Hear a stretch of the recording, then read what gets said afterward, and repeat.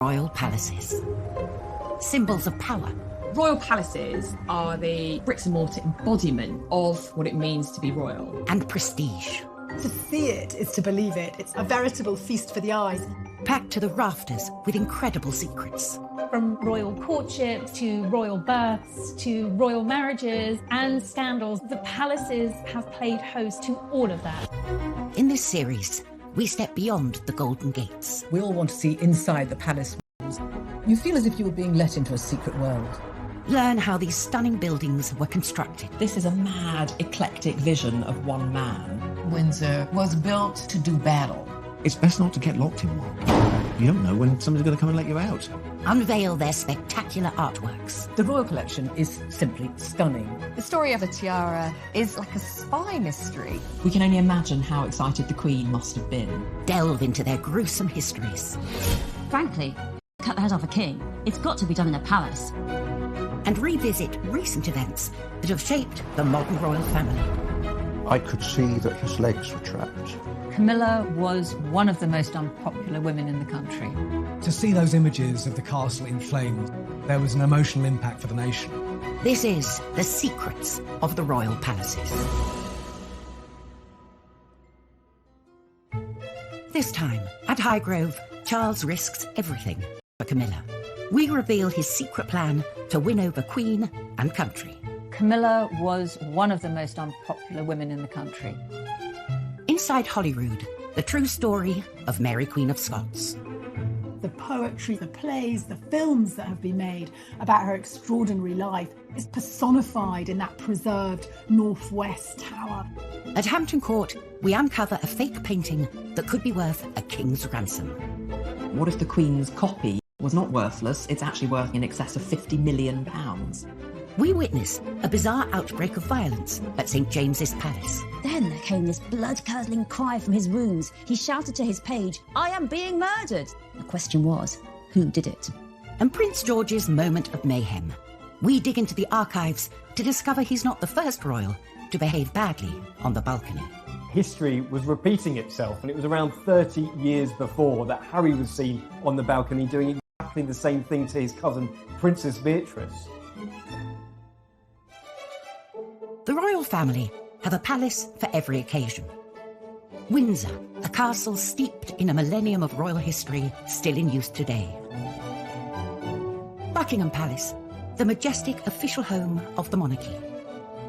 And then there are private residences, like Prince Charles's in 1980, and turned it into a family home, an organic oasis.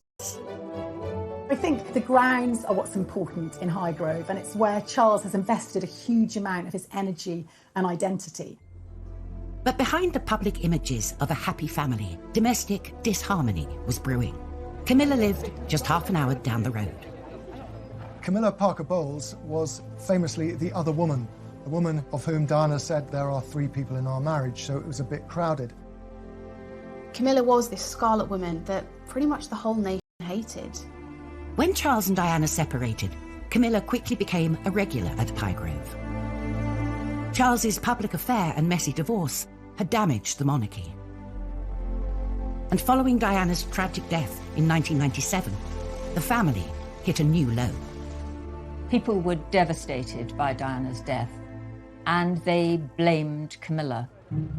Camilla was one of the most unpopular women in the country. And the Queen seemed blamed Camilla too, steadfastly refusing to acknowledge her.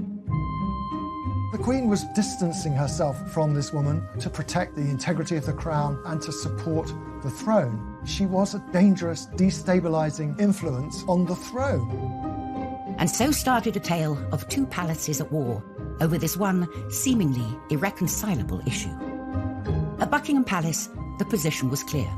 Camilla was not welcome.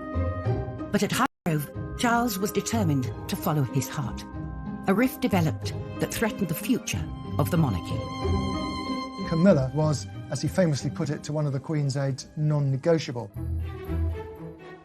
Charles hired a new PR guru and embarked on a mission to change public perceptions. Outdoorsy Camilla was given a fashion makeover. She started to wear skirt suits. Her hair was styled. These small things just began to build this image of an appropriate royal companion. Charles began to be seen out with Camilla. The tide of public opinion was turning, but the palace would not be so easily swayed. There were some quite senior figures at Buckingham Palace who wanted no Camilla at all, ever. It was absolutely vital that his mother should accept her, and it was also absolutely vital that the British public should accept her. A full-blown constitutional crisis was brewing. In 1998, Charles's 50th birthday became key. A number of events were planned, and the guest lists would be telling. Up first, at Buckingham Palace, a formal reception hosted by the Queen. But Camilla was excluded. If you're not actually married or at least engaged to someone, they're not generally invited to big royal family events. Everything at that time was viewed by Charles as a snub. They viewed any setback with considerable hostility, and they blamed it on the courtiers, the people around the Queen, who were unprepared to change. Then at Highgrove, on Charles's actual birthday, there was a private party. Camilla, by now very much at home there, played hostess. The Queen and Prince Philip stayed away. I think the fact that the Queen didn't go is quite significant. She felt she was being boxed in and pushed into something by Charles's media handlers. She knew at some stage she and Camilla would have to break bread, but it was too soon. It's been said Prince Charles was particularly hurt by the Queen not attending that party. Charles was desperate to break the deadlock. He wanted to engineer a meeting away from prying eyes. Highgrove would be the perfect location if he could get the Queen to accept. 2 years later, he saw his chance. In 2000, Charles held a birthday party for his cousin, King Constantine of Greece, and he invited the Queen. He also invited Camilla, and the Queen knew perfectly well that Camilla would be at the party. It wasn't at Buckingham Palace or Windsor or Sandringham. It was at Charles's favourite place. The party was to be at Highgrove, where Camilla was by now completely at home. Buckingham Palace is known as the home of royal pomp, pageantry and diplomacy. 400 miles away, its Scottish counterpart is not windswept Edinburgh Castle, but the palace of Holyrood House. And it serves an important ceremonial role to this day. Holyrood is perhaps one of the great forgotten palaces. It's the seat of the Scottish First Minister, but it, in fact, is a royal palace. Each summer, the Queen's official residence in Scotland becomes the focus of a traditional royal festival. For 1 week every year, the Queen goes to Scotland, and it's called Royal Week. She bases herself in the Palace of Holyrood House, and she loves that week. And I think the people of Scotland love seeing her. This celebration of Scottish and royal culture includes a ceremony in which the Queen is given the key to the city of Edinburgh. But behind all the fun, the backdrop has always struck me as vaguely terrifying, because you're looking at a massive building with enormous buttressed angled turrets and small windows, parapets. It is a castle. It's called the palace, but in fact it's a defended building. It's got all the paraphernalia of a Bram Stoker Gothic novel. Ruin, dating back to 1128, that holds a clue to Holyrood's humble beginnings. Holyrood Palace was built next to a once thriving abbey church. It's a great medieval building, one of the primary churches in Scotland, named after the Holyrood, after the Holy Cross. The abbey grew over the centuries and had a guest house when members of the royal family visited, but over time, as the power of the church was dwarfed by that of the state, the abbey's role dwindled and the site as a royal residence increased. By 1501, the abbey became such a popular destination for visiting royalty that a palace was built directly in front of it. Over time, monarchs came and went, and the palace was renovated and rebuilt. When you arrive at Holyrood House, you are presented with an image of unity. The thing is, it wasn't one unified building campaign. 2 towers dominate the structure. They may look like twins, but under closer inspection, they reveal architectural secrets. you notice that on the left there are heraldic panels set in the walls, and you've got a gun placement. On the right, all the windows are nice and neat, and instead of being fired at, you've got a neat front door with a fan light that offers you a way in. There are two very different things happening at the two phases of construction there, and it tells a big story about Scotland's history. While the southwest tower was part of a later makeover, the heavily defended original tower was built in the reign of James V of Scotland, when the threat from across the border was very real. England was never far from war with Scotland. Well, who's sitting down in England who has real ambitions and designs on the Scottish throne? None other than Henry VIII. So this is a place that has to not only look after itself as a building, but also the monarchy within it. And so the construction of this thing as a defensible set of chambers, they come from the late 1520s, early 1530s, about the same time that Henry VIII built St James's Palace. Yes, in comparison with other royal residences, it's pretty brutish. It's there for a function, to protect the monarch, for goodness sake. And does it really look that hardcore when you compare it to Edinburgh Castle up there, exposed in the old town on a great lump of rock? No, give me Holyrood any day. Coming up on Secrets of the Royal Palaces, at Holyrood, Mary Queen of Scots' chambers are the scene of a bloody murder. It's where tourists flock. It's very much at the heart of the story and testament to the significance of that period of history. And could Charles break? Very few words. And I think that she would be very guarded at first with Mrs. Parker Bowles.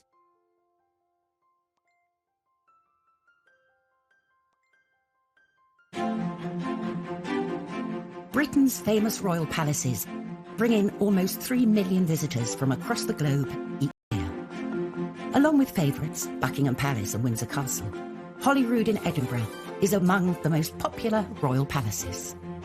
Holyrood House, the Queen's official residence in Scotland, has one of the bloodiest histories of all palaces, and that was because of the reign of Mary Queen of Scots. The oldest part of the palace is the 16th century Northwest Tower. Here, up a narrow winding staircase, are chambers that still hold Mary's secrets. Mary Queen of Scots is one of the most infamous Scottish figures and probably the most famous Scottish queen.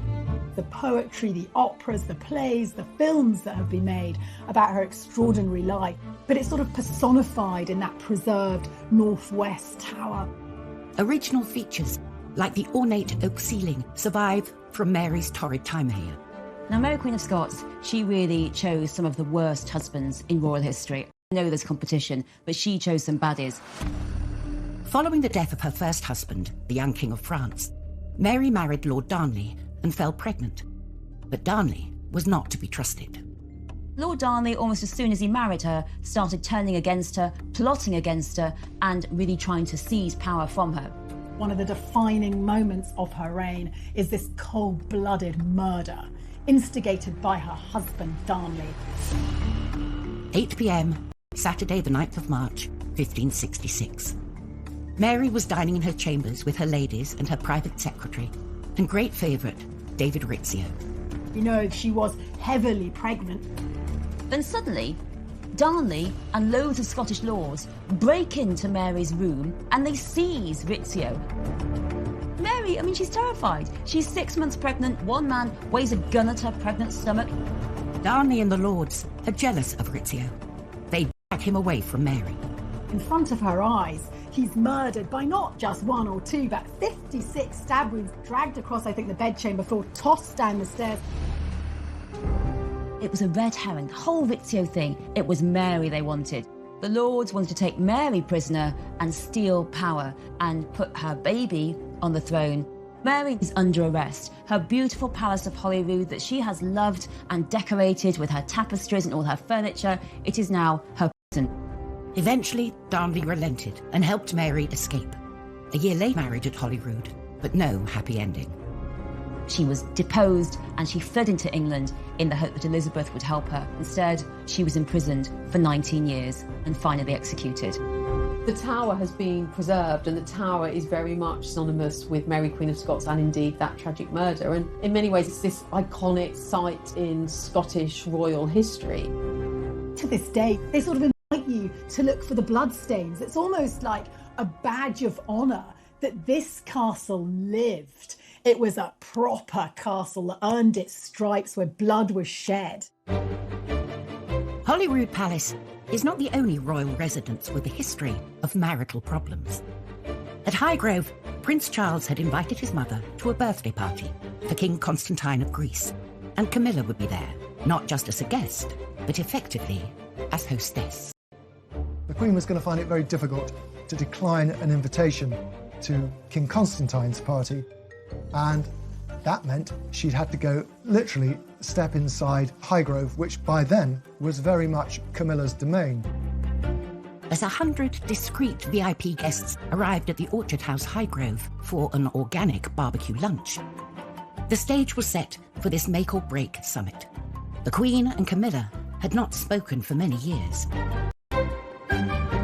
Even those in the know couldn't predict quite how the Queen would react. I think the meeting with the Queen and Camilla for the first time would have been very formal. The Queen watches very closely. The Queen is a lady of very few words. And I think that she would be very guarded at first with Mrs. Parker Bowles. I believe that they shook hands. Camilla curtsied. They had a brief chit-chat together, and then they went their separate ways to different tables at the lunch.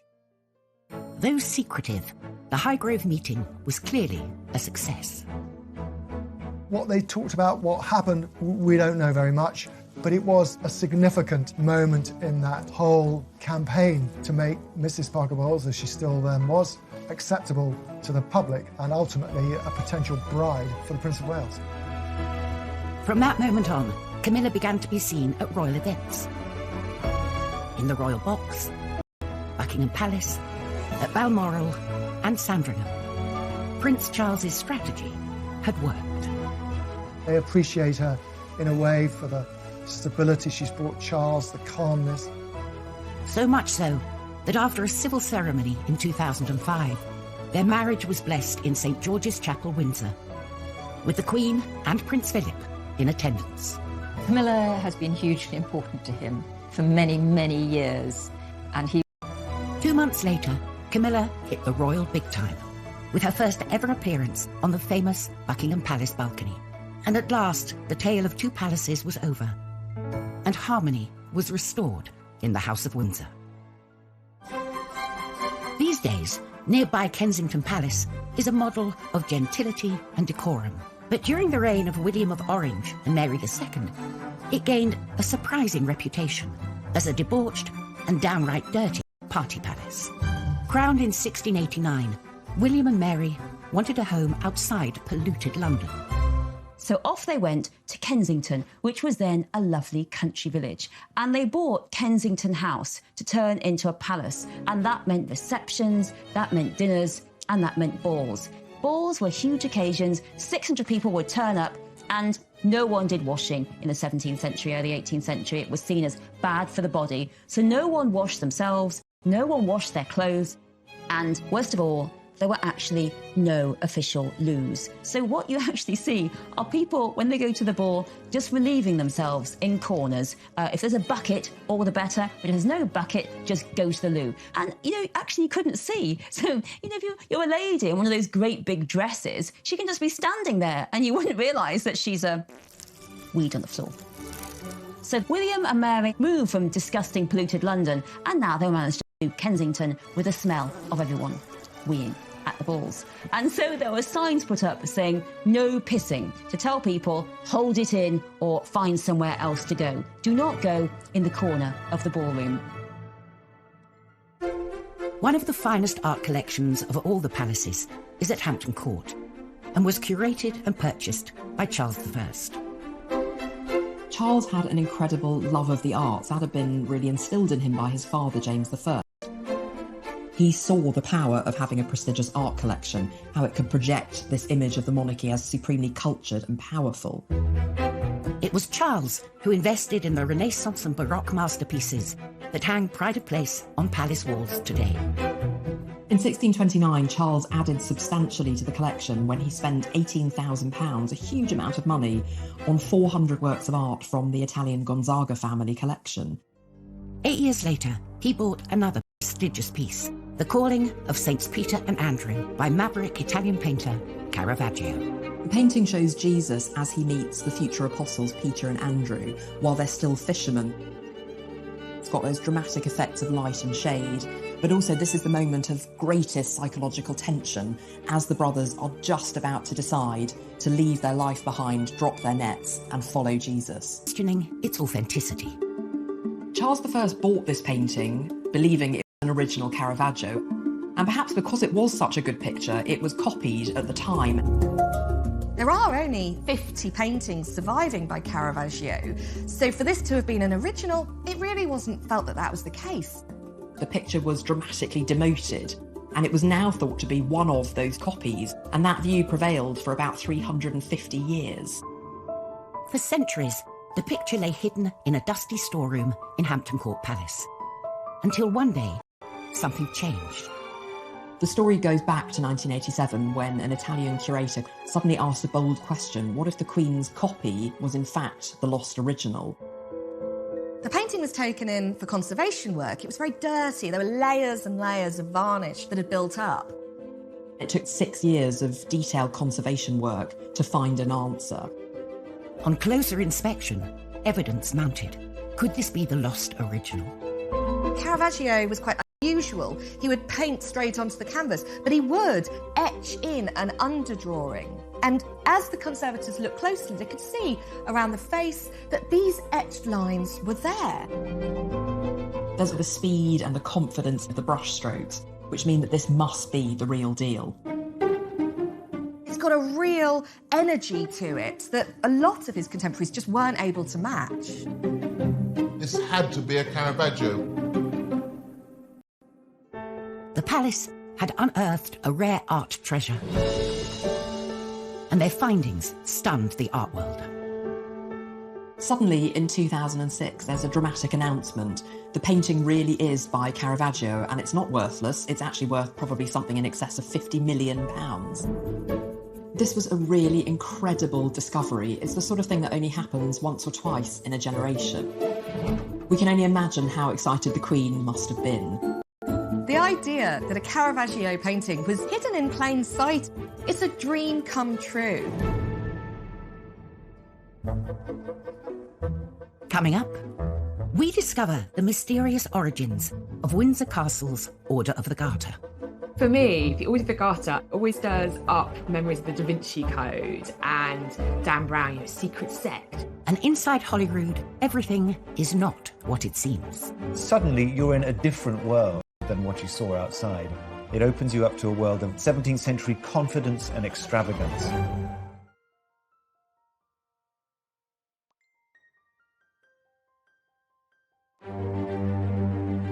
In Edinburgh, the Palace of Holyrood House has all the formidable features of a mighty fortress. You're in a different world than what you saw outside. You go up an open well staircase. It's got light streaming into the middle of it from not one, but 2 tiers of windows. The white walls bounce the light around. The great plaster ceilings above you create a sense of looking up into the heavens. And the walls are lined with 16th and 17th century tapestries. They're rare and expensive things, and they tell you that you are past the point of defense. You have entered into the protected realm. It's a beautiful 17th century ensemble of rooms, as good as anywhere in Britain. Opulent interiors were born out of a period of great turmoil. Holyrood had been gutted by an occupying Republican army, led by one Oliver Cromwell. We know that Oliver Cromwell billets his men there and doesn't really treat it with due respect. For crying out loud, this guy's a Republican. It's all about the barrel of the gun and the good word of the Lord. And it's not about the sort of flash symbols of monarchy, far from it. When the monarchy was restored, new King Charles II wanted to make a statement with a bold reinvention of Holyrood, hiring renowned classical architect Sir William Bruce. It was he who complemented the old tower with its symmetrical counterpart. And behind that, he set out a courtyard around which was a succession of state rooms. You start off at the top of the stairs with a presence chamber and then go through to a privy chamber of increasing richness. And the privy chamber holds yet more scandalous surprises. There are works of art from some Dutch masters, and you'll see things like naked bathers by a Dutch artist called Jacob de Vet. This is so racy that Queen Victoria couldn't see it, so it was covered with a mirror glass when she visited in the middle of the 19th century. Charles II, just like his father, understood the power and prestige that art can convey. The most striking room in his redesigned palace is the 44-metre-long Great Gallery, lined with portraits of real and legendary kings of Scotland. Holyrood is obviously the place where great important visitors are hosted, great state occasions are held. Each year, the Queen returns to host world leaders, bestow honours and meet members of the public, ensuring that this historic setting remains very much a part of the monarchy today. Another royal residence that retains an important ceremonial role is St James's Palace in London. It's here that the next king will be proclaimed. And St James's Palace has seen some of the most remarkable events in royal... In 1810, it was a scene of a bloody murder. Ernest, Duke of Cumberland, son and potential heir of George III, became embroiled, along with his servants Joseph Sellis and Cornelius Neil, in a bizarre outbreak of violence one night at the palace. May 1810, the Duke of Cumberland was asleep. And then there came this blood-curdling cry from his rooms. He shouted to his page, "Neil, I am being murdered!" Cornelius Neil, his valet, rushes in and tries to work out what's happened. And he saw that the Duke, he's had his head split open. Someone had hit him over the head with his own sabre, but they'd used the blunt part of the blade, so it hadn't killed him, but he was sort of knocked out, his head was split open. And the question was, who did it? And they're looking for the Duke's valet, Sellis, and he's not there. But his slippers are found in the Duke's cupboard. And then they find Sellis in his room, and his throat is slashed, he's pouring with blood. He's dead on the floor. Who killed him? An investigation was launched into what had occurred. There were an awful lot of attempts at slurring, at blackening Sellis's character. The official conclusion was that Sellis had attacked the Duke and then killed himself. But the suggestion that the Duke had been involved in a murder, in a homosexual love triangle, in the killing of his own valet, that would taint him and would dog him for the rest of his life. Historically, being a monarch or heir to the throne was a risky business. And so kings, like Edward III at Windsor, surrounded themselves with strong walls and loyal men. In 1348, Edward, who was obsessed with Arthurian legends, founded the most noble order of the Garter, a mysterious brotherhood of knights that lives on to this day. The Order of the Garter is the highest order of chivalry in England, and in fact it's the oldest order anywhere in the world that's been in continuous existence. It's a group of 24 people who are fiercely loyal and swear to protect the king and country. The rituals of this ancient order have been passed down through the generations. Every year, on the traditional Garter Day, the Queen, knights and ladies process through Windsor Castle to St George's Chapel to attend a special service. It's members of the royal family dressing up in the most ridiculous costumes, with hats, with feathers, processing down to Windsor Castle. It is a picture opportunity for the wives mainly, like Camilla and Kate, to laugh at their husbands. Beyond, I don't think we really, as a nation, have much idea of what it's all about. For me, the Order of the Garter, I don't know quite why, always stirs up memories of the Da Vinci Code and Dan Brown's secret sect. Since the earliest records of the order were destroyed by fire, little is known about its true origin and purpose. The spiritual home of the order has remained St George's Chapel, Windsor. The banner of every living member is displayed here. These are the flags of the knights and ladies of the Order of the Garter. Now, when a new knight or lady gets invested, they get given their own heraldic flag. Today, the Queen chooses members from a variety of backgrounds in recognition of their public service. And new banners are drawn up by the College of Arms. The flags are 5 foot square, they are all handmade and meticulously hand-painted, and they're full of personal symbols that relate specifically to the history and life of the person who's just been brought into the order. Mary Peters, for instance, who won the pentathlon in the 1972 Olympics, has the Olympic rings in the centre of her flag. John Major has a portcullis, the symbol of the Houses of Parliament, and on top of that are 3 cricket balls to reflect his passion for the game. The 24 loyal knights and ladies are joined in the order by another very select group. Some members of the royal family act as extra members, and the Queen Mother was one of those. The royal standard of Queen Elizabeth, the Queen Mother, combines the royal standard of her husband, King George VI, with her own family coat of arms, the Bowes Lions. So she has lions represented, but also 3 bows. The Queen Mother's standard hung in the chapel for 66 years. Upon her death, it was taken down to make way for a new member. Prince Charles, who was particularly close to his grandmother, couldn't bear to be parted from it. Anyone who goes to Clarence House, one of the first things that they will see as they come in through the front door is the banner hanging there. Every time he saw it, it would act as a reminder of his beloved grandmother. And so this national treasure continues to fly inside its new palace home. Still to come, we discover a disturbing royal grave robbery at St. George's Chapel, Windsor. If you thought that the only tomb raider out there was Lara Croft, well, there's another one, and that was the Prince Regent, future King George IV. And we catch royal kids behaving badly at Buckingham Palace. George starts belting his best rendition of God Save the Queen. Suddenly, Savannah realises...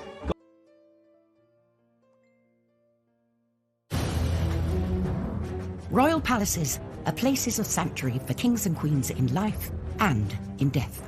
St. George's Chapel at Windsor Castle is the burial site of 10 monarchs. This number includes Charles I, who was executed. But the final resting place of his severed head remained a mystery. Until 1813, when the Prince Regent embarked on a quest for answers. If you thought that the only tomb raider out there was Lara Croft, well, there's another one, and that was the Prince Regent, future King George IV. The Prince Regent had become obsessed by Charles I, executed in 1649. Was Charles I's head attached or not? Had it been sewn back on?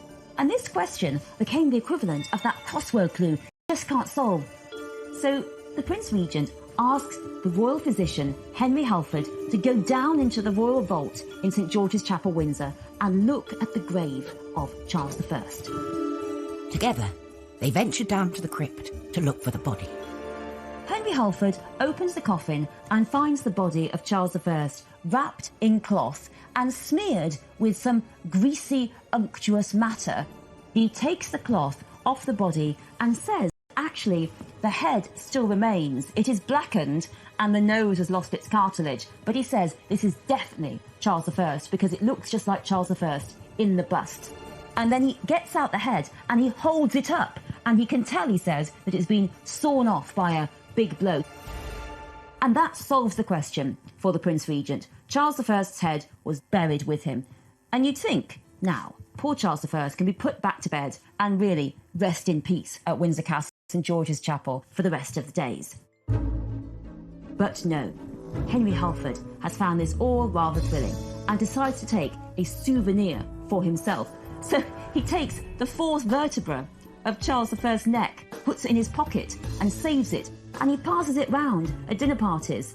So thanks to the Prince Regent's crazy obsession with whether or not Charles I's head was on or off, St. George's Chapel at Windsor Castle becomes the scene of a real grave robbery. The fate of Charles I at the hands of Parliament is a stark reminder that the monarchy depends upon the will of the people. Today's royal family is more focused than ever on allowing the public into their palaces and their lives. The Queen has always said they must be seen to be believed, and that is the central point of her ethos for the monarchy. They must be seen in public. Since the reign of Queen Victoria, the balcony at Buckingham Palace has been the stage for iconic royal appearances. The Queen's coronation, and more recently, William and Kate stealing a kiss on their wedding day. Not only is it a symbol of the British monarchy, it's kind of become a symbol for Great Britain itself. Such is the significance of this hallowed platform. Even palace insiders are in awe of it. I've actually been in the room where the balcony is. I find it quite daunting thinking how many royals have come into this room and walked onto that balcony. I will assure everyone that I did resist from kind of doing the kind of little wave when I was at the window, even though I wanted to. Being up on such a stage is the ultimate test for any royal, especially the younger generations. Of course, the balcony had one of the shots of William and Kate's wedding, and I'm not talking about the kiss. It was the lovely little bridesmaid who looked really cheesed off, her head in her hands, at having to stand out on that balcony for so long. June 2018, on the Queen's official birthday, thousands lined the Mall to see the trooping of the colour and to catch a glimpse of the royals on the balcony. It's one of the few times each year that the whole royal family can get together. You know, more than 40 people at times. The Queen with her children, her grandchildren, and even her great-grandchildren. They play the national anthem to appreciate the monarch, essentially. Of course, the crowds will sing along, but the royals, they don't. They stand to attention and respect the anthem. At the front of the balcony, Prince George was next to his older cousin, Savannah Phillips. The royals are being very stoic when suddenly Savannah starts conducting the band.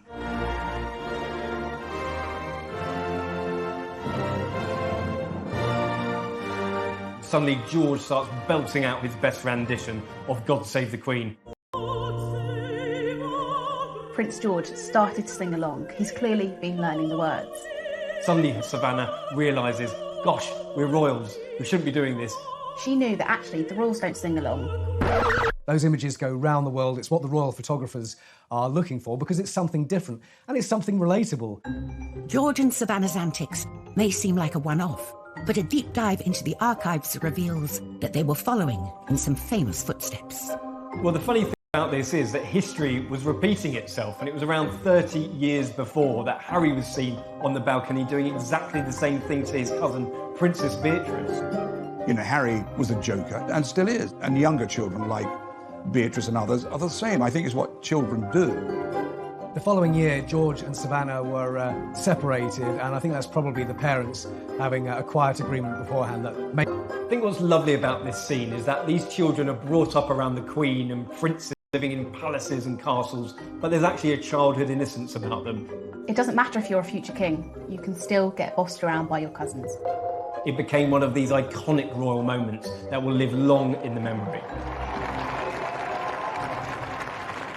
Next time on Secrets of the Royal Palaces, we reveal what lurks behind the walls of St. James's Palace. When a new king or queen is proclaimed, that's where it'll happen. At Balmoral, we delve into the Queen's role in the Scottish referendum, when she made a seemingly innocent remark. They knew it was intended to be overheard. And at Windsor, the shocking secrets revealed in Queen Victoria's diaries. She was a passionate woman. She enjoyed sex.